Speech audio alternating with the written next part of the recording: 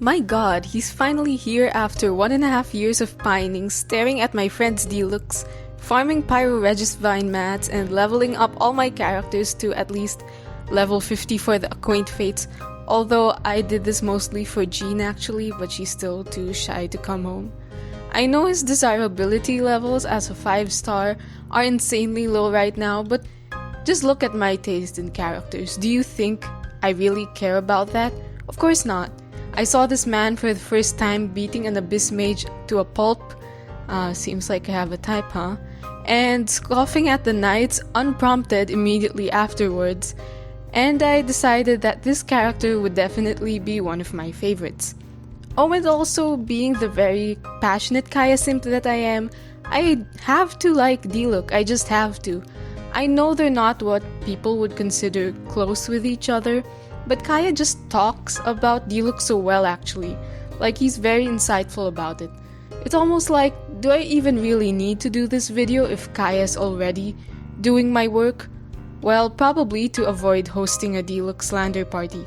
Anyway, the point is, I'm really so glad to have Diluc after all this time, because it's nice feeling his passion for justice through his playstyle and seeing him always pet that bird of his, which he seems to love way more than humans.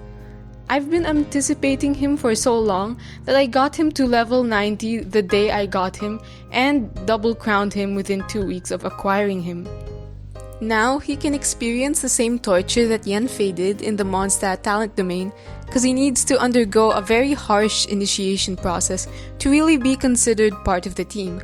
But he's willing to do that because 1, he's extremely valiant, and 2, he's also very courteous and gentlemanly, so he's unable to refuse Kaya's, Lisa's, Albedo's, and Venti's demands for him to farm materials for the acting Grandmaster Jean Gunhilder, you know. And by the way, if you're wondering why I'm not giving him Wolf's Gravestone, it's because he's also way too polite to steal a prized weapon from a teenager who earned it through months of hard work. He just wouldn't. He'll just have to wait for his own in the future. The point is, I have officially become Daunified now. Yeah, that kind of trajectory was just inevitable for me really. I'm really predictable in this sense. And so obviously you know what I have to do when I'm obsessed with a character, right? It's mandatory for them to get one of these analysis videos, so welcome to my ramble about Mondstadt's elusive phoenix, Diluc Ragnvinder. The thing about Pyro characters in Genshin is that you can do the shortest vibe check with them, and you can immediately understand exactly why Pyro is their element because of their immense passion. Diluc might not be the energetic type of character, but you can sense he's very much destined to be Pyro, with his violent flames to burn all injustice in the world. Yeah, he's obviously very edgy about it. His character also bears very traditionally heroic characteristics, such as talentedness, dedication, and a strong sense of justice, which implies huge protagonist energy. This is why his character theme revolves around him ushering dawn to Mondstadt, with dawn representing a brighter future achieved by piercing through the darkness with the strength of one's will. Because Mondstadt is the Anemo Archon city, Diluc's edginess also has some poetic qualities to it. But this dawn is not only figurative, and apparently the inspiration behind Diluc's whole ass name, but dawn is also literally evident in how Diluc dispels enemies at night to ensure that Mondstadt is safe when the sun rises. So the concept of dawn also alludes to this man's lack of a healthy sleep schedule. No wonder he's so grouchy. So with that, I'm going to try to dissect Diluc in terms of his night mode and day mode, and how those two interact and influence each other. I think lots of people see Diluc as leading a double life with his day job as a sort of facade while he goes absolutely nuts at night, but I don't think it's as simple as that, and that's something I'll explain more later. An interesting decision I made for this video is to go with discussing night Diluc first before daytime Diluc, because although it seems like night Diluc is closer to his true self, I think that daytime Diluc also has a lot of nuance to him that I think would be interesting to discuss later on, since we can probably draw fresher socio-political insights from that. Wow, I sound so fancy, but don't worry, I won't actively try to make it complicated. If Krepus Ragnvinder were to visit his son Diluc as a ghost, I personally think he'd be like, "My dear son, since when were you fond of gothic fashion?" Because it seems like Diluc did a 180-degree turn after his father's death, decidedly becoming more brooding and gloomy in his adult life compared to when he was a young, bright-eyed miner who simply wanted to do his best for his nation and especially his father. This shift is often referenced by Kaya, who said he used to be quite adorable before and evolved into becoming part of the highly exclusive elite circle composed of the 3 most serious people in Mondstadt. Since we met Diluc in the present day, we've gotten to know him described using certain epithets such as the dark side of dawn and the Dark Knight hero in his story quest, highlighting his intense quote-unquote edginess, which is why lots of fans tend to refer to him as the Batman of Genshin, to reference his vigilantism during the night while appearing like a straightforwardly wealthy and successful man during the day.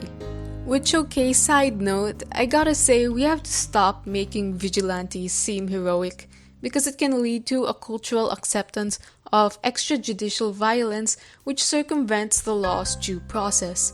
I personally appreciate Diluc a lot as a vigilante because he has very strong principles, but I just meant that we should be cautious when praising vigilantes in general, even when they're crossing the line already. Anyway, going back, while Diluc definitely exudes a lot of toughness and seriousness, I do think there's a lot more nuance to dissect regarding his dark persona, which makes him somewhat different from all those other brooding male love interests we usually see in Netflix or CW shows, the kinds I don't watch but hear a lot about. Diluc himself mentioned that he finds the nickname Dark Knight Hero to be quite absurd because I think he doesn't view himself through the lens of heroism. That's not to say that he's completely humble and doesn't think of himself as heroic in any way, but it doesn't seem like he's fighting evil during nighttime simply out of self-aggrandizement or proving his masculinity or something like that. Because although Diluc seems to have become the opposite of who he was as a kid on the surface, he's still driven by the same values as he was back then, but they're just more intensified now. His lore portion of his e-skill description states that the slashes represent the values that Diluc holds dear, one for justice, one for courage, and one for duty. It's not like he used to be ethical and now doesn't believe in ethics, or that he used to value other people but no longer does, since obviously he didn't undergo a villain transformation arc.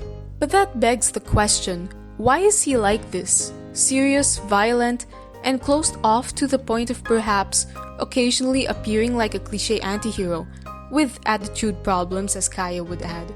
Of course, a lot of people would suggest that this new attitude and behavior would be the direct result of his father's death, but I think there's more to it than just that. Because on the day Master Krepus met his demise, and also the day after, Diluc learned many harsh things about the world. One, that he likely underestimated the amount of evil that's lurking out in the world. 2, that vanquishing evil is sometimes self-destructive, such as when one is using a delusion. 3, that he can't always rely on institutions which are there to supposedly protect people's goodness and well-being. 4, that he's still lacking in his ability to cleanse the world of evil. And 5, that the universe can be quite deceptive and can find ways to betray your faith in it. Really heavy realizations, really. Even worse than finding out how expensive health insurance and social security is once you become an adult. I feel like this is the reason why Diluc really is brooding, not just because of grief but also because of his realization that the world is not inherently good. But since Diluc has a very ardent and dedicated heart, he uses this as a stronger motivator to eradicate evil more consistently. The problem is, his fight to defend justice now feels like an uphill battle and a form of rebellion rather than something that comes easy, which is why being the Dark Knight hero and coordinating his plans can be quite troubling for him, and also requires him to use more underhanded means to achieve his goal, such as joining an underground intelligence network. I think the thing that clearly separates nighttime Diluc from his persona during the day is not a huge difference in personality. During the day, he's not noticeably more sociable, charming, or smiley. Everyone knows he's still serious, aloof, and asocial, even as he tries to live like a normal person, and he's not too crazy and bloodthirsty in vigilante form either. So I believe the thing that he's keeping more of a secret is the degree to which he's emotionally troubled, because obviously no one needs to expose their inner turmoil to other people. And aside from that, I think he doesn't want the citizens of Mondstadt to understand just how strong the presence of evil is out there, so in order to do that, he has to act like he has a perfect 8-hour sleep schedule. Perhaps another thing which differentiates Night Diluc from Daily Diluc is the fact that nighttime Diluc can actually act on his intentions because people are aware of how he's brooding, but they don't know that he's actually channeling that energy to torture abyss mages with searing onslaught.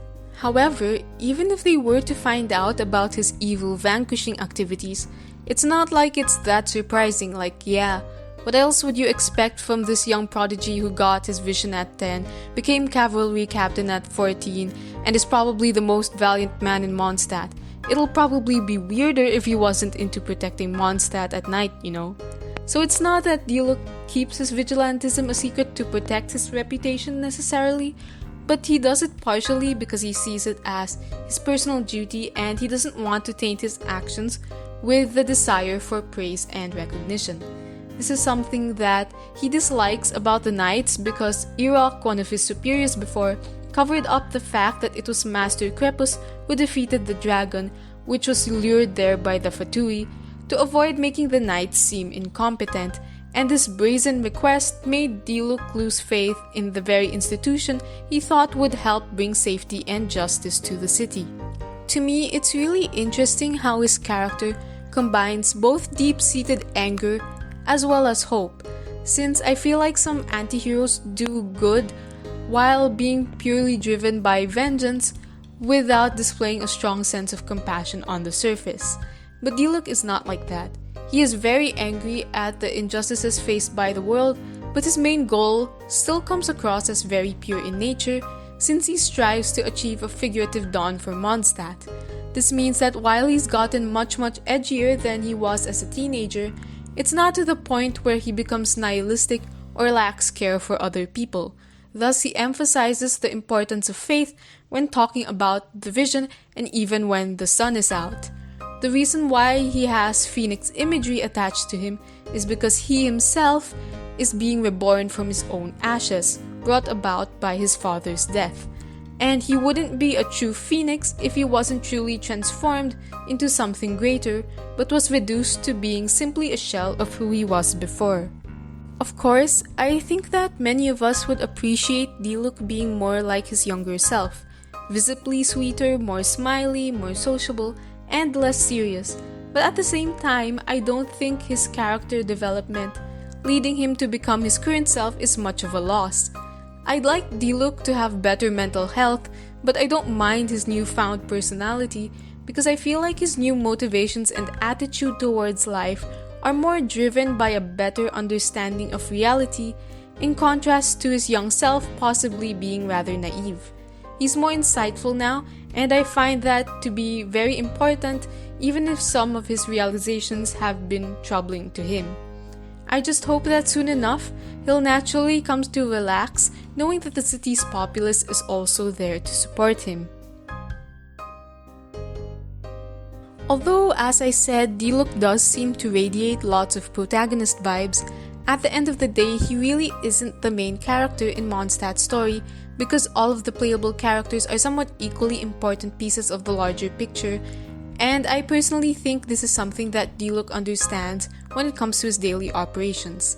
His daytime persona is not simply a cover for his nighttime aggression, but it's also something that allows him to fully fulfill his duty to his nation in a holistic manner.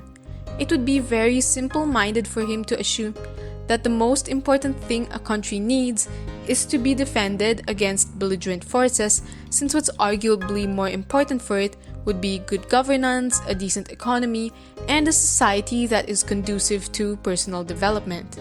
Since he left the Knights, he's not really able to contribute much to governance anymore, but he still has his winery to serve the public. Now, I think trickle-down economics is a load of BS because making the rich earn a lot more won't necessarily translate to them distributing their wealth properly and stimulating overall economic growth. Simply earning enough money as a business person in Mondstadt won't automatically benefit the rest of its citizens, and so it takes someone particularly socially aware to allow the winery to be a source of development for the city. If you think about it, Diluc seems like a monopolist since no one else really produces wine in Mondstadt using freshly grown grapes. Sure, there's competition when it comes to the selling of wine in bars since we have at least 2 taverns there. But as for the actual grape growing and fermentation, only Diluc really engages in this, and so he really has to be careful not to take advantage of the situation.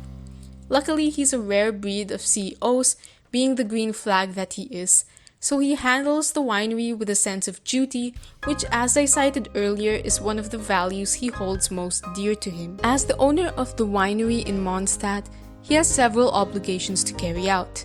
For one, wine is said to be a blessing from the Animo Archon, so wine production actually plays a major role in the country's cultural heritage, especially when festivals come around, so he has to ensure the maintenance of a consistent supply and quality of Mondstadt wine in order to avoid disgracing its reputation.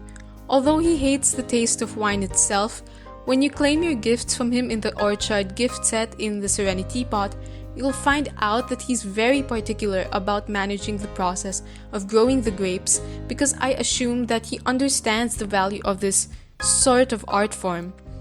But aside from simply ensuring that literally all steps of the winemaking process, from the planting of the grapes to the fermentation to the storage, are perfectly and meticulously conducted for the sake of Mondstadt's cultural integrity, he is also obligated to follow government regulations since his family so far seems to have been the only one entrusted with supplying Mondstadt with wine. We don't know for sure, but if the Knights demand that it is required for his business to constantly renew its operating license, then he must do so.